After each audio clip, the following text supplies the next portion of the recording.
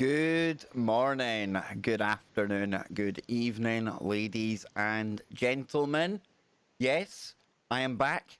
Final Kev Baker show of the week, and we are live. And I've potentially got a really, really good one for all of us to enjoy today. So I hope you're all sitting very comfortably out there. Hope you're all looking forward to the show. I want to give everyone a big shout out for being here today. If it wasn't for you, audience out there, it really would be rather pointless coming back here time and time and time again. But I know that every night when I come here, all of you are tuning in live, and I really love it. I can't thank you all enough. And not just on behalf of me, but the entire network. So a big shout out to all of you. Now, some of you will know, you would have been there, but we do a pre-show stream here. And I like to call it just a bit of a chillax, where people can come, we can hang out. Nothing too heavy. And we were looking at some ancient woo today. I was looking at something called star holes. Now, star holes, and you'll be able to go and look at this on the channel, but it's like really, really mysterious. And these perfectly drilled holes into granite and all other types of stone from ancient times. And like it says in the description, they're shaped like stars. Some are 5-pointed, some are 6-pointed.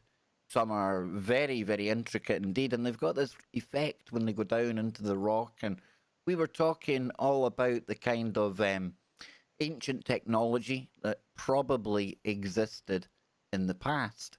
And unbeknown to me, my good friend, our good friend, Spooky Andy, he was in the workshop at the time. And what was just a simple chill-out stream turned into what I probably think is one of the most important streams that we've ever done, because it's not very often that you can get a demonstration of exactly that same type of technology, recreating these holes from the ancient world. The only problem is Andy was using some very highly technologically advanced equipment. It was computer assisted design, and it was cutting it out. There was rubies involved, there was water pressurized to 80,000 psi, and he cut a stone, star shape, right out of it, right there, as we were on air. And we compared it to the ones in the past, and by golly, does it not look just exactly the same? And myself and Andy were exchanging messages after the show, and, he was saying, Kev, I'm just trying to show you that whatever they were doing back then, we're recreating that today. They must have had a different way of achieving the same effect that we're creating with technology today. And if it wasn't for you out there, Andy, and all the rest of you that provide links and bring stuff to the show, things like that just couldn't happen. That's what adds the magic to the Kev Baker show, all of you out there. So tonight, before we get going, talking of magic, there's not too many in the TFR chat room tonight, so it won't take me too long to shout them all out. But we've got Lancifer in there. Wonder if he's a distant relative of his cousin, going by the other name L. I won't say it though, I'll probably trigger people. We've got Mirror Brawl. Carol's in there, good to see you. All one. We've got AJ. Absolutely roasting where AJ is. 90 degrees, very humid. Jason's in there. Lewis, Bam, and me and Sophia the robot. And we've got people tuning in all over the world. We're simulcasting today as well. We do the one simulcast a week. And tonight I've got some really cool magnetic anomalies for us to get into. But before we get there, and before I open up the phones for all of you to bring your woo, it's the last show of the week. I want deep woo. I want you to have me cowering in my chair here as you give me all your ghosty and woo type stories. And I tell you what, it's some really good woo that we're going to be starting off with today. Because I see Billy Joe out there in the chat room, and some of you will remember, I hope all of you remember, that Billy Joe has been on the show. And Billy came on to talk about Skinwalker Ranch. Now, I know, you are sick to death of me talking about the secrets of, or the curse of, depending what title you read, Skinwalker Ranch, right? I can't help it. It's actually had quite a profound effect on me, this entire series. And it's just about to finish over here in the UK. It's finished in the US. There was a very short opening season for reasons that will be revealed in the last episode over here in the UK next week. But even the end of this episode, the second to last in the UK, you got to see what's coming next week on Skinwalker, right? And you could see that they were having a get together back at Brandon Fugel's office, and we seen possibly one of my favorite astrophysicists that I can think of, Travis Taylor, talking about the fact that in the second to last episode, there's a helicopter looking at them. It's going over the ranch and it's having a look, and then they spot the big telltale signs of a camera, a ball camera on the bottom. And in the teaser to the finale, they show you Travis saying, well, I've actually been contacted by some of my friends in the intelligence services. Now, this shouldn't come as a surprise, really, because we know that when Bigelow owned the ranch with his NIDS research team, that they were working hand in hand with the Pentagon and the ATIP program as well.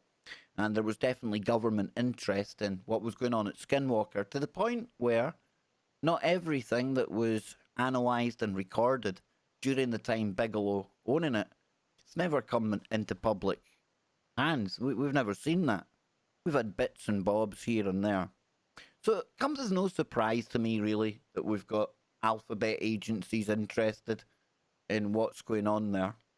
And Travis Taylor, the astrophysicist, the kind of star of the show, really, he himself has Department of Defense contracts. Now, we're going to be taking a listen to something Travis had to say before the show aired, because I think I've found a little bit of woo, and it gets a little bit weird, even on top of all the cool things that the series itself recorded. You know, I took a note of some of the things here that really just came to mind when I first started thinking about it today, but there was the measurements with tri-counters of really high electromagnetic radiation, sometimes to the point of being microwaves and dangerous levels. There's also an issue with a cow in one of the fields, and of course Skinwalker Ranch, notorious for mutilations in the past. And when this event happens with the cow, they pick up huge readings of energy, and it even spikes to the point where the guy says, that's almost gamma rays. And they're getting out of the area, and I want you to remember the gamma ray thing. That's going to be really important. Really important. And there's also, when they're launching rockets up, they've got little, maybe a couple of foot high, but they've got instruments on them, and they're trying to take readings up in the air. Because they have a kind of hypothesis when you look at the actual area of Skinwalker. The basin itself, it's kind of like a parabolic dish. And they had a theory that there was a focusing of energy up at a certain altitude, and that kind of becomes important as well. Because when they send the rockets up, it's really weird, and it's not the readings that they get back on the rockets that's the weird part, because they barely get anything back from the rockets. Once it hits a certain height, everything cuts out. All at once, all the different instruments. But what is really interesting is they get a UFO responding to them launching rockets in the sky. Now, I spoke at the time on this show here about how I got kind of creeped out. It feels as if it's almost too much disclosure been thrown in our face, right? And one other thing that really stood out when I was watching the show was when they went out into the field for a night exercise, and the night vision cameras and laser pointers. And in the past, there's been strange lights come down over Skinwalker Mesa. A beautiful place, it really is. It's like a cliff, a hill, and you've got a ridge. And there's various videos of what have been lights that have been sometimes coming down from the sky onto the ground, and other times projected up into the air. Now, I'm going to show, and I'm going to drop in the TFR chat room, give me a second, folks, a picture of one of these beams of light that has been recorded at the Skinwalker.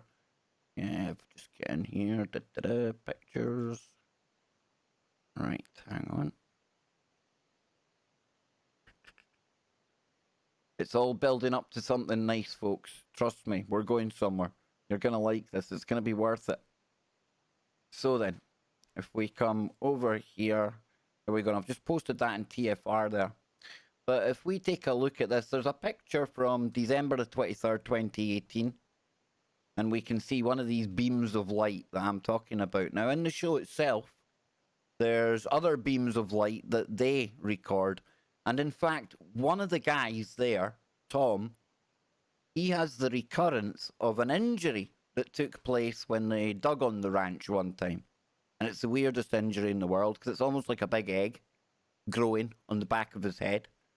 The scalp separates from the skull and fluid builds up. Now, the doctors have never had any explanation for what happens, but it seems to be when there's activity on the ranch.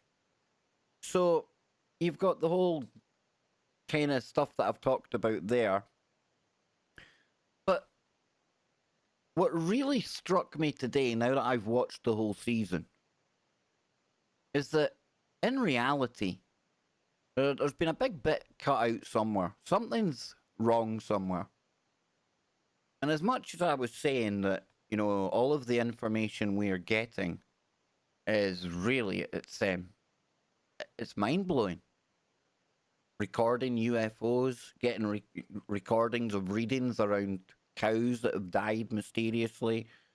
There's a whole heap of stuff that's already wow factor to this show. But what if I was to tell you maybe the biggest wow factor is what I think, and it's my speculation, it's what I think they may have cut out of it.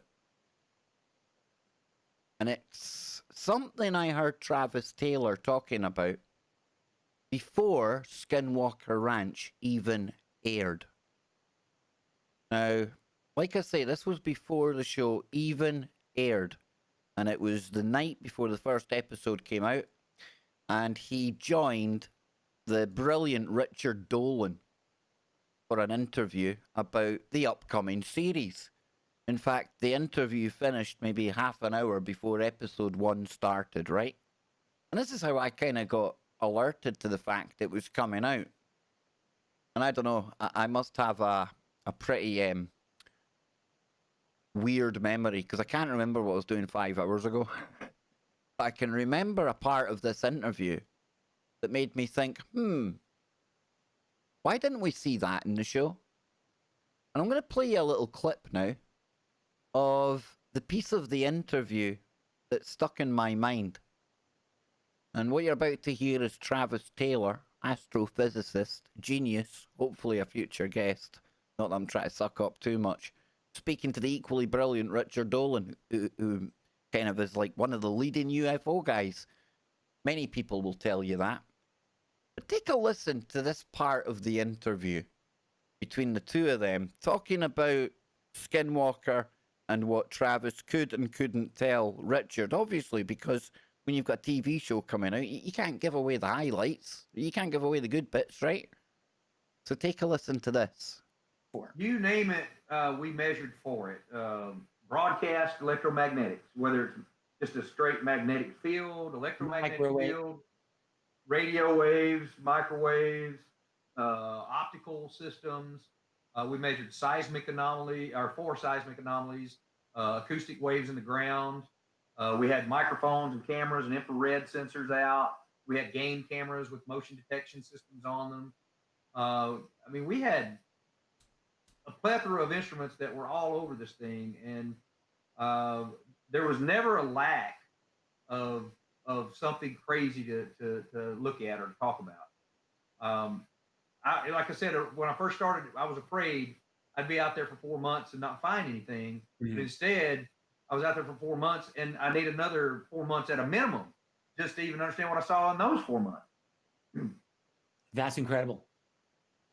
It was pretty amazing. Yeah. And you know, one of the things that they did tell me I could say.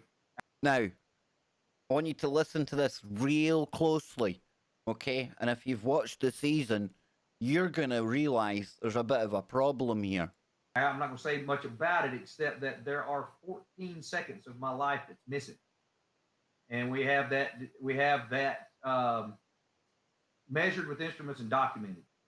And we can't figure out where I was for 14 seconds. But I know where I was. I told them what happened, but none of the instruments saw me during this time. Okay, that is fascinating, and this is, I assume, why you want to get into time dilation or time measurement. Yes, it is one of the reasons. So, is it possible that you like disappeared for 14 seconds? What do you think? Well, I have perfect memories and recollection of what I did for those 14 seconds, but all the cameras and things do not show me doing these things. So that's what we can't. So either I was dreaming, lying, hallucinating, whatever. But it's funny because as soon as we kind of had a briefing every morning, if something happened, I would call in the camera crew, and the directors and all them, and say, "Hey guys, this happened. How are we going to cover that? In interviews or whatever today?" And that first thing that morning, I told them the exact time. Because every time something happened, I had a habit of saying, "Hey Siri, what time is it?" And then Siri would tell me what time it is, and and then it would be audible. The microphones would pick it up, and not only do they have the clocks on the cameras, but they also had Apple time, telling us what time it was.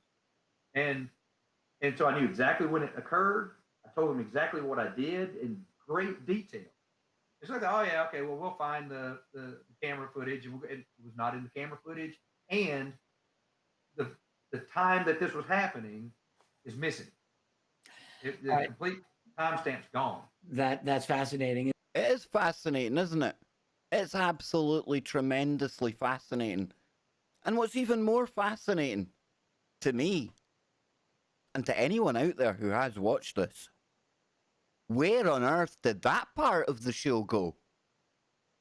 Because as interesting as everything was that was in it, there wasn't any part of the show that showed Travis going through the experience he went through there.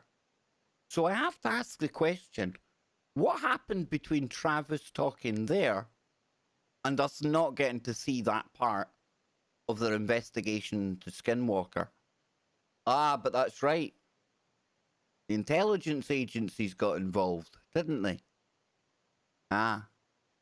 But what if I was to tell you I think I might have a scientific theory, hypothesis, as to what happened to Travis's lost time and why at Skinwalker Ranch we may be more prone to experience these slips in time? Because in true synchronistic fashion, and this is what started the ball rolling for me earlier on today, our good friend Karen, the Gherkin, we all love her in the chat room. She comes in and out. I hope she got a link to this show. But she had sent me a link on Facebook. And the link goes like this. Astrophysicists, gamma ray jets exceed the speed of light. Now, scientists find that bursts of gamma rays may exceed the speed of light and cause time reversibility. Now, this here is an article from September the 25th, 2019, and I got my sound clip all wrong there. I know that, but that's okay. It's how I roll. And yes, we've got an article about gamma rays, and they could cause time reversibility. Remember the picture I showed you at the start from Skinwalker Ranch of what looks like a beam of energy going up out the ground? Remember what I was telling you about the weird electromagnetic readings that they were getting all over the ranch? Remember what I was telling you about what happened with that cow that got scared literally to death, and at the same time a UFO was caught in the field hovering right above it? Yeah, there, you remember what I said about the gamma rays that they detected? Well, I wonder then if there is somehow or some source of gamma rays either coming out of the ground or coming down into the basin and focusing up above the ground about, I think, a mile up, I think the investigators found out. Then could that be what's affecting time on Skinwalker Ranch? Could it? let's just take a little look at what this article says. I don't want to get too sciencey on people. I don't want to drag you right down there to the chalkboard and getting equations written out and melting everybody's neurons. Don't panic about that. But it's this time reversibility that really, but I really do think, and I'm not a scientist. I'm just a fool in Glasgow. But when you've got an article about gamma rays, time reversibility, a segment from a show, a guy talking about how he literally experienced a time slip. 14 seconds he was doing things he remembers that he done that no camera picked up. Could it be this? Could it be the gamma rays doing it? So it says here that according to Einstein's theory of general relativity, and I get it, I'm starting to have a hairdo like Einstein. I can actually maybe be some kind of double for the Einstein. I know he's not around today. I know they don't need doubles for Einstein, but leave me with it.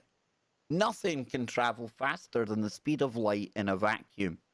Yet, in space, many strange things happen, including a new proposal by two astrophysicists that blasts creating bursts of gamma rays may be able to speed up faster than light, going superluminal.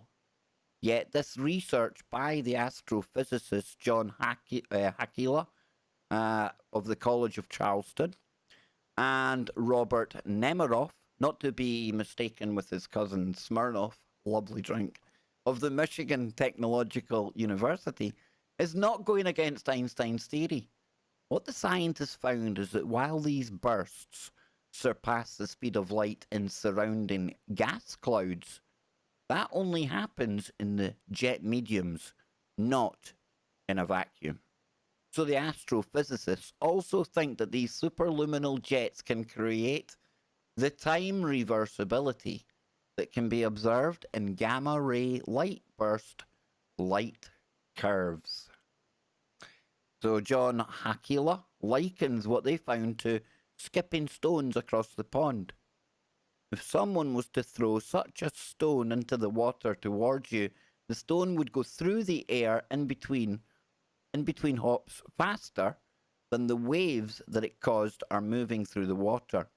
As it gets closer, you will see that the waves produced by each skip in reverse order. The most recent created ones will get to you first, and those from the early skips along the water would come last. So it talks about this time reversal effect. Look, I ain't no physicist. I don't have letters after my name. D-I-C-K. Some people put that after my name in the comments. That's okay. I'm a qualified one of them. But come on, that's a bit weird, right? And anyone who enjoyed Skinwalker Ranch, think hard. There was absolutely no mention of this episode that we just heard Travis Taylor talk us through. And at the start of it, he said what? He said, I'm allowed to tell you this bit. Now, that doesn't mean that they've had like a gun to his head and they've been waterboarding him and things like that. You make a TV show. Think of Bill when he was on Ghost Nation recently. He couldn't even tell me. It wasn't even one of those ones where he could tell me off air. You're literally sworn to secrecy, and Bill respects that. Travis respects that, and you've got to. Or you don't work in these kind of fields again, you know? But yet we didn't get to see it. Now, doesn't that smack you as interesting? Come on. Tell me that ain't like woo. It could well be that the one bit we didn't see of the show might well have been one of the most interesting. But in season 2, get a load of this. Because, you know, yeah, we're going to go back. We're going to do more experimentation. And do you know what they're going to do? They're going to try and establish some kind of communication with whatever it is that's in the air above Skinwalker Ranch and potentially down beneath the ground as well. And when we come back after the break, we'll be getting into more anomalies or anomalous areas around the planet.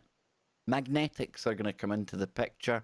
We've got the Bermuda Triangle, We've got a weird place in Russia, and so much more. Join me after the break. Don't go anywhere.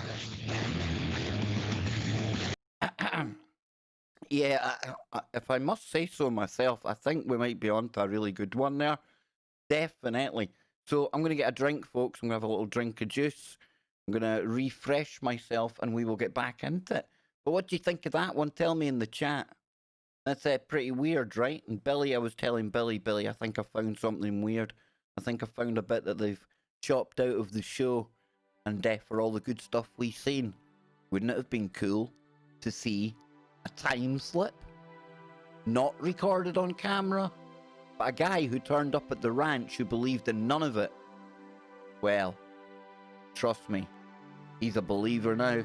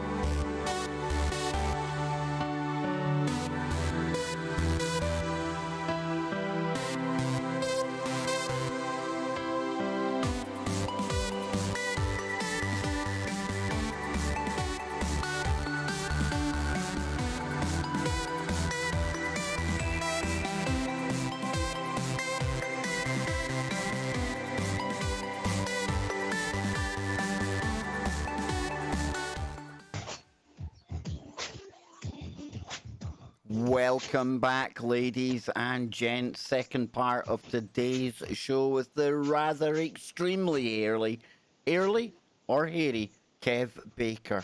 Yes, indeed. Oh man, do they need to open up a barber shop just somewhere, anywhere, so I can get this mop corrected? I don't know. It's looking like a glitch in the Kev Baker show matrix. I am telling you. But yes, as Algo in the chat said, where was it? He said it. Things are getting curiouser and curiouser. And I think it's no secret that I really enjoyed Skinwalker Ranch. And I don't know if I love the fact that we found a bit that's kind of anomalous that they cut out of there, or I'm really frustrated. One of the two. But I know they're going to be back next season, and it'll be interesting. We really need to watch what comes from that show because I think it's very important. I think we're getting some soft disclosure through that show. I really, really do. And I will. I have to agree, I'm starting to take this Wookiee look a little bit too far. Talking of Wookiee and wacky, how about we get into some magnetic anomalies? You know, we often talk on the show here about magnetic pole reversals, and one can even wonder if some of the time slips that have happened throughout time and been reported and recorded, if maybe magnetics plays into that. You know, the magnetics again on Skinwalker Ranch, it's like no other place really. The only other place I can really compare it to, kind of, is Oak Island.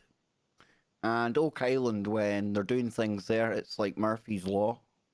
What can go wrong will go wrong, right? It only happens on Oak Island. Well, no, it doesn't, because the similar weird stuff happen at Skinwalker. And you see phones. People have got phones, and this happened when they recorded the high energies around the cow. That the phones go absolutely haywire. In one episode, it's like dialing all these different numbers quicker than you could ever go, and they're filming it happening on the phone. So you can see the strange effects that magnets and magnetic energy has. And like I said, yes, we've spoke often on the show before about the potential for magnetic reversals. North Pole goes to South Pole, South goes to North, right? It's not very hard. And they say that happens every couple of 100,000 years. So they tell us. We've only got them to go by. But they pick this up by looking at core samples, blah-de-blah, blah-de-blah. But there's another place on the planet that's really quite mysterious when it comes to magnetic anomalies. And it's the South Atlantic anomaly that we're going to be talking about. Because it says here, the anomaly that weakens the Earth's magnetic field is splitting in half. Anomaly, something that deviates from what is standard, normal, or expected. So it says if something is referred to as anomaly, you already expect it to be strange and mysterious. If it's called an anomaly by respected scientists, then that complicates things and makes it scarier. If those same scientists say that the anomaly is breaking apart and forming more anomalies, that starts trending towards terrifying and confusing. Is an anomaly an anomaly to another anomaly? That would be a predicament, which should be the subject of a different study. And it says here, quote, over the last 200 years, the magnetic field has lost around 9% of its strength on a global average. Now, a large region of reduced magnetic intensity has developed between Africa and South America and is known as the South Atlantic Anomaly. Now, from 1970 to 2020, the minimum field strength in this area has dropped from around 24,000 nanoteslas, what a cool measurement that is, to 22,000. While at the same time, the area of the anomaly has grown and moved westward at a pace of around 20 kilometers per year. Now, over the past 5 years, the second center of minimum intensity, or a second center of minimum intensity, has emerged southwest of Africa, indicating that the South Atlantic anomaly could split into two separate cells. Now, the scientists in this case are from the European Space Agency, and the anomaly is the South Atlantic anomaly. We're all interested in the health of Earth's magnetic field because it protects us from solar wind and cosmic rays. And you have to wonder, with that lowering of the shields, almost becoming weakened, just how much more cosmic rays do get through. And then what effect does that have on life on the planet? You know, DNA is a very fragile structure, and we know that radiation can affect DNA. But could DNA be affected in a way where it's advantageous? Could it give us our next evolutionary hop, skip, and a jump? I don't know, I'm just thinking aloud. I'm asking you, what if? And it says here the ESA and NASA are concerned about it because it protects astronauts. And more importantly, they're moneymakers, satellites. And if you're in the UK, I believe this week we could get to see the Starlink satellite constellation going over. Not the new ones that went up the other day, but the ones that are already there. I might be able to dig out the times that people can check up on. Remind me before we get to the end of the show. The South Atlantic anomaly was discovered in 1958, and once its danger was determined, has forced satellites, spacecraft, and observatories to be shielded in order to pass through safely. Now, that hasn't always worked, and the South Atlantic anomaly was blamed for the sudden destruction of Japan's Hitomi Space Observatory in 2016. And now, the anomaly itself is breaking apart. What could possibly be worse? It has been speculated whether the current weakening of the field is a sign that Earth is heading for an imminent pole reversal, in which the north and south magnetic poles switch places. Now, remember, folks, we're not talking about a crustal shift there. We're not talking about one of these end-of-the-world scenarios, but from the science I remember in my head, I'm pretty sure the shields go down when that process is taking place. In fact, there'll be multiple norths and multiple south poles all at once as things all start to rearrange. And then those lines that we usually get around the planet, they're like broken spaghetti and no good. No good. So it says, there goes your GPS. And that of planes, ships, and everything else depending on the poles being in their proper north and south locations. Now, the North Pole has already been drifted into Siberia, and scientists still aren't sure why. So studying if the South Atlantic anomaly is a possible influence can't hurt. In fact, the anomaly itself has been drifting westward at a rate of 20 kilometers or 12 miles per year, as well as growing in size. And that's the real problem here. The South Atlantic anomaly is growing like an amoeba about to split, with a second nucleus forming on the African side. And the side which may have caused the anomaly in the first place, that's the location of the African Large Lower Shear Velocity Province, the so-called slab graveyard of ancient slabs or plates sliding under each other to form a gigantic formation. That's pretty weird. Ancient slabs. It almost makes it sound man-made, but I'm sure it's not, right? Sure it's not. So it goes on to say here that what does something under the ocean have to do with the magnetic field? Well, good question.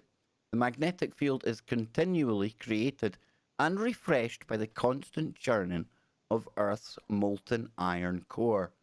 The slab graveyard anomalies, and there is also one in the Pacific, may be blocking the force creating the field, and the Atlantic anomaly causes more problems, which is why the mysterious breakup is cause for alarm.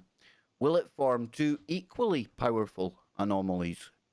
It says the mystery of the origin of the South Atlantic anomaly has yet to be solved. However, one thing is certain. Magnetic field observations from SWARM are providing exciting new insights into the scarcely understood process of the Earth's interior.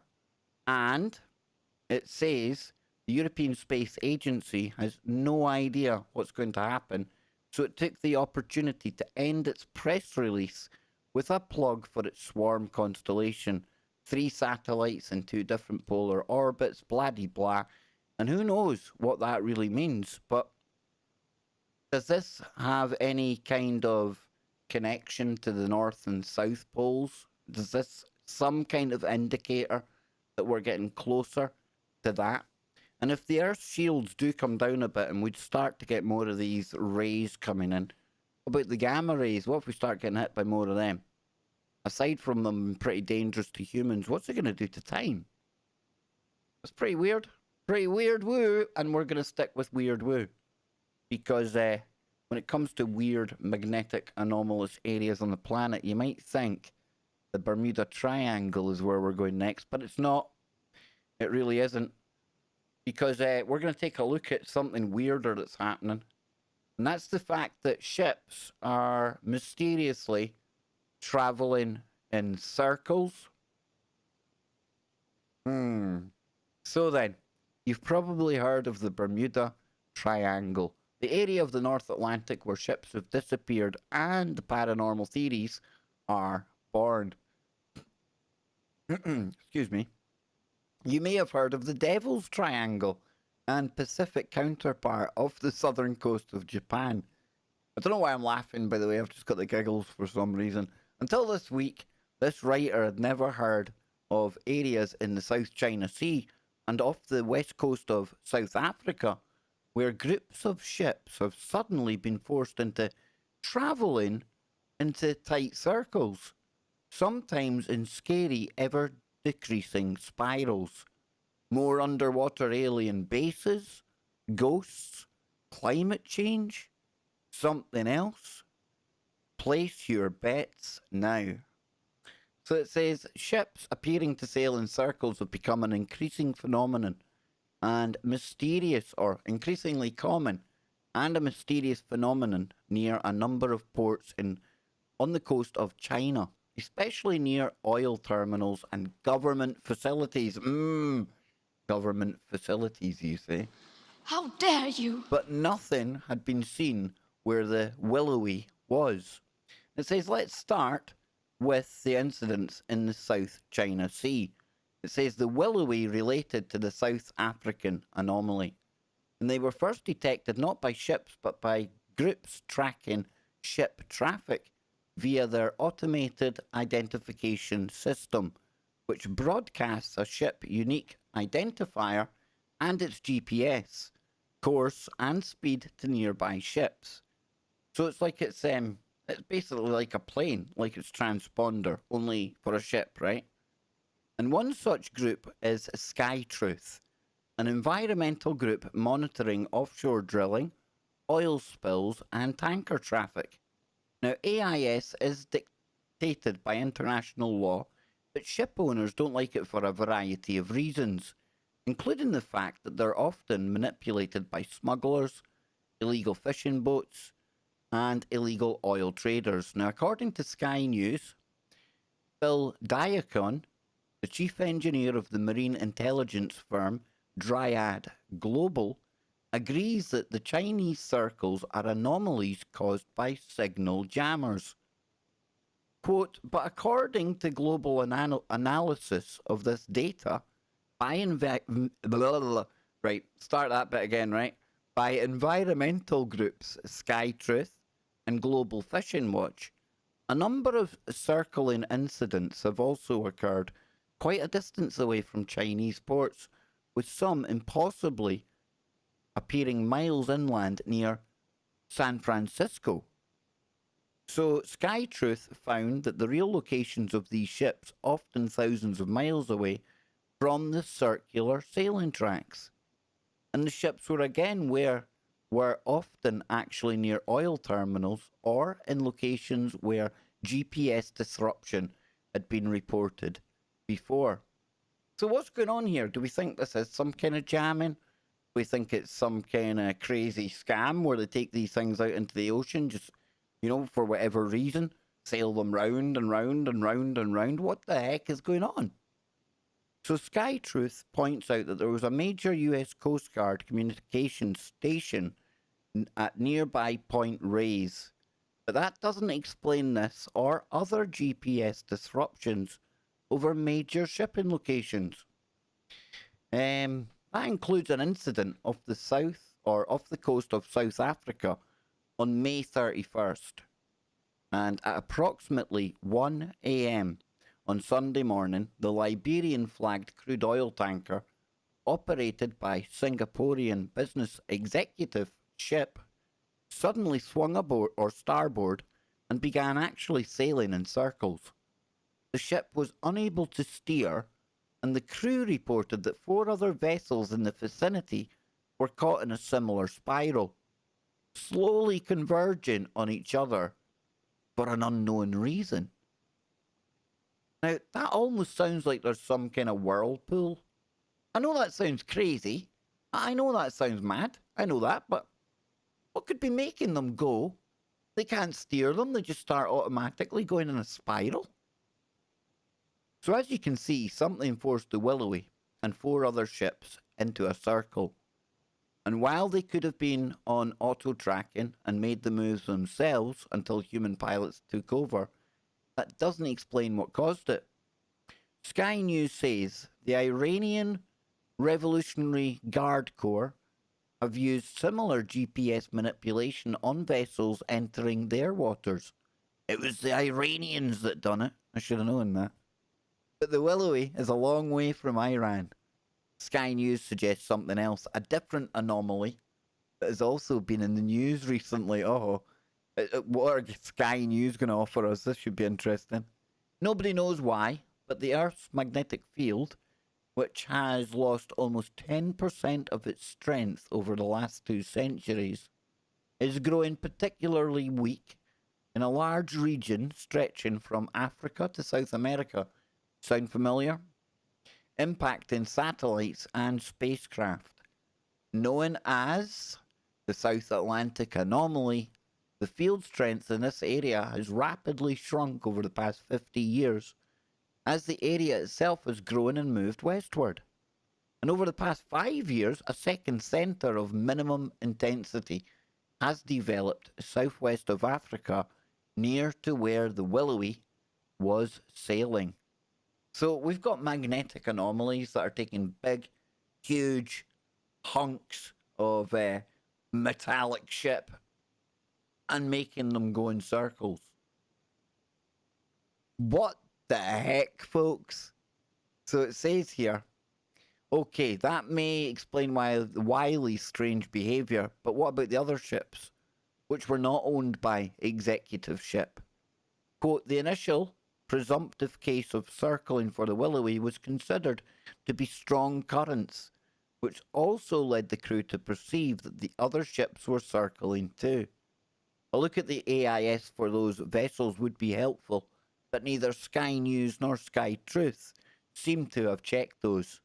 Also, it seems fishy that the Willowy crew switched to an old-fashioned magnetic compass, since those didn't work in the area of the South Atlantic Anomaly, an area of disruption of the electromagnetic kind. It's worth keeping an eye on. One of these days, you can say you were in the circle. You can say where there were. It doesn't even make sense. Where you were there when. Who cares about that last bit, right? It's on about circles and triangles and doesn't even make any sense, but that South Atlantic anomaly that I was telling you about, we're now seeing how, you better believe it's having an effect. Because when you start to make like oil tankers and big shipping tankers and things circle, I mean, what size of current do they think that is? Pretty crazy woo. But not the last bit of woo that I have for you today, because before we go to the break, we'll take a look at some of these other places around the planet that have got like anomalous triangle stuff going on and magnetic anomalies. First up, you guessed it, Bermuda Triangle. It had to be in there, right? And it comes up with the classic on December 5th, 1945. 5 torpedo bombers took off from a US naval base in Florida for a routine training flight and were never seen again. That's just one of about 70 such incidents that have fueled the legend of the Bermuda Triangle, a roughly 45 or 450,000 square mile area of sea between Miami, Bermuda, and Puerto Rico. So we'll scroll down, we'll get another couple in before we go to the break. Let's see, it's all pictures of the Bermuda Triangle there. And then we'll go to Mexico City. So it says the mystery. Is Mexico City the go-to destination for intergalactic tourists? In July 1991, a total solar eclipse darkened the city sky, and many residents claimed to have seen a UFO dangling near the blotted out orb. The capital and the country has been popular with skywatchers ever since. And in 1999, a whopping 60% of denizens in a nearby town said they spotted a UFO. And there are currently 3,000 plus YouTube videos documenting Mexico sightings. And I would probably hazard a guess that 2,700 of them are probably fake. But no, all joking aside, Scotty Lopez mentioned this as well. And Donnie in the chat room, he's talking about the last reversal happened 800,000 years ago. Think about it. And of course, that would tie in with the time that there was allegedly a battle in our skies and a crystal ship that came from the Pleiades was destroyed by the evil ruling species that was already on this planet. And if that happened, then would there be evidence of that out there? Oh, well, there is. And that's another story altogether. See, Donnie, you just almost took me away on a tangent there. And I'm going to be getting an author to come onto the show to talk more about that. That is one of the most important stories we're going to cover on here in the near future. But more of that in a future show. And we've got Donnie from Australia and Looney. Looney? Called her Looney when she was on before as well. Luna! You're not Looney, you're Luna. Yes, they'll be coming back on with Jess next month. I think it's this month now. I can't remember, but we'll be getting into more Australian woo. And then what's happening in true Kev Baker show fashion is that some of the material I'm coming across organically matches up with the stuff that Donnie's talking about. Some of the stuff that Luna was talking about, Jess, Bruce Fenton, so many other of the guests we've had on here. It's crazy, but that's the kind of magnetic mysteries we get going on here, right? So where's another one on this list? We've got the racetrack playa. And if I was to show people pictures of this, you would get it right away. It's where the stones almost like roll across the desert. It looks like they're moving. It says, in the vast flat desert of Death Valley, a series of colossal boulders weighing up to 700 pounds each appear to move on their own. Now, there's no traces of bulldozers, footprints, or tire tracks. And not only that, these sliding rocks leave behind deep scars that appear in less than 7 years. Gravity was once thought to be the culprit until researchers discovered many of these massive stones were skittering uphill. Reality, one recent study using differential GPS and rock trail analysis suggests that a potent combination of blasting winds, whirling dust devils, and the slick playa surface causes the rocks to inch ever so slowly across the desert floor. Pretty dang cool. And yeah, I'm sure you've all seen that. I'll post one into the TFR chat room right now. Give me a second. As soon as people see this, they'll know exactly what I'm talking about. There we go. Ba-bum, bada-bing, bada-boom. So we scroll down. Lake Toplitz. And this is in Austria. And this is about the bad guys in World War II. Says, I won't do the accent, I'm crap at that accent. A seemingly serene lake nestled in the mountains about 15 miles southwest of Salzburg is believed to hold some of those pesky bad guys from World War II's darkest secrets, and the promise of sunken treasure. And the ultimate bad guy with a tash in World War II, you know that crazy painter from Austria? Yeah, that dude. He used a 350-foot deep lake to test underwater missiles for use on submarines. But as the war ended, the real bad guys that had that snappy acronym, Sierra Sierra, allegedly dumped millions of dollars worth of looted goods in wooden cases. And the reality in summer 2000, 60 minutes, They used a high-tech salvage crew that worked on the Space Shuttle Challenger. They uncovered piles of bogus British pound notes. Why were they bogus? Was it the new King of England on the front of them? Oh, did I go there? Oh, I did. We'll be back after the break, everyone. Yes, and I'll be back after I get a drink of juice. And I need to wet the whistle here, folks. Dang. I'll be right back, and I'll try and get back before we go back live on the network, okay? If Luna's in the chat room, I absolutely apologize, Luna. You're not loony. If you are loony, it's all in a good way, in the best of ways. And dang, I always get it mixed up. What can I say?